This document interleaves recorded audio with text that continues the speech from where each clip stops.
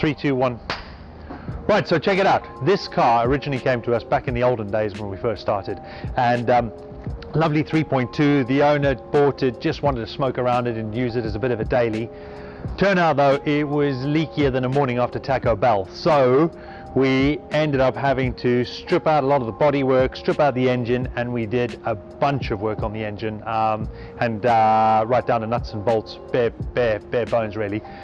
Dave Knight did some engineering on it, various other people were involved, but anyway, so the car's been painted, the car's had new engine, a whole bunch of new stuff through it, a lot of new trim, a lot of new dash, and importantly, and something we're going to try and test out today, and this is the big thing, is the Bisimoto pulse chamber, and that is not one for your neighbors.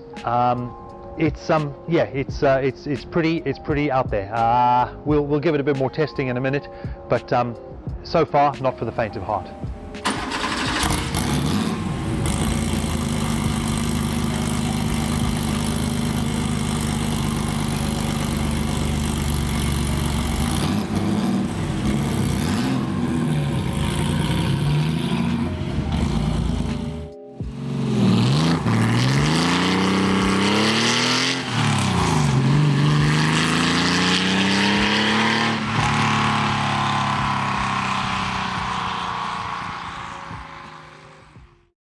So, on the move and on the run, let's see what this sounds like a little bit.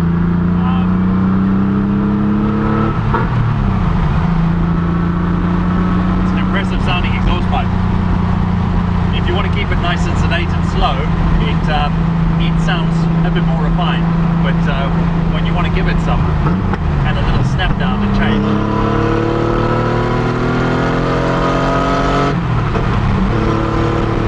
Sounds quite nice and meaty. Especially with the roof off. I'm not sure what the sound is like out the back, and for anybody passing it, I'm not sure how the sound will come across on the video.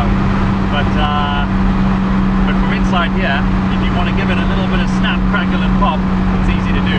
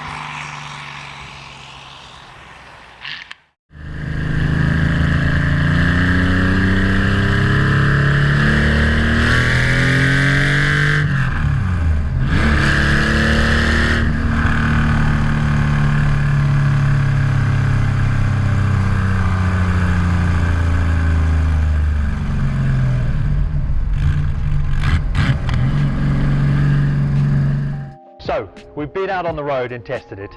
As far as the event goes of driving a 3.2 flat 6 hot rod, it's lovely, it's cool. There's all the pops and bangs and crackles that you could possibly want. Yeah, it's good, it's good. Fortunately, there's no droning as well, so when we're able to put it into 5th gear, we can still just drive along and have a conversation, even with the roof off, so that was okay. That's pretty good. However, I think in the UK, if you like your neighbours, you probably want to look at doing something different. It's pretty loud, so I think what we're going to do with this, because effectively we've got a straight through pipe the whole way through, is we could put the central muffler on there.